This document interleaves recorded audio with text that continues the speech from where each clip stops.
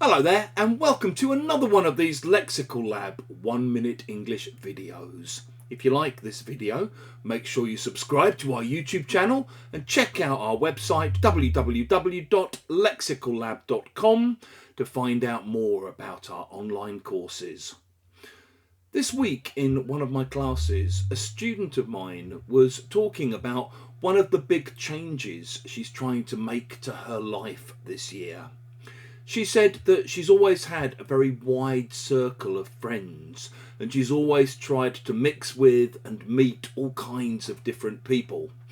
However, she'd started to feel that basically she wasn't giving enough time to the people closest to her, and she was sort of maintaining superficial relationships with a lot of people at the expense of deep and meaningful relationships with a few. So this year she's decided to cut back on her social circle and focus more on those nearest and dearest to her. Basically, she started to feel that she'd been spreading herself a little bit too thin. If you say that someone's spreading themselves thin or spreading themselves too thin, you mean that they're trying to do too many things, and as a result, they're not able to really give sufficient time or attention to any of those things.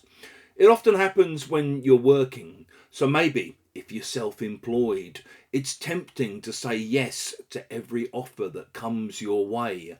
But if you're not careful, you end up taking too much on, spreading yourself too thin, and not being able to do any of the jobs you're supposed to be doing properly.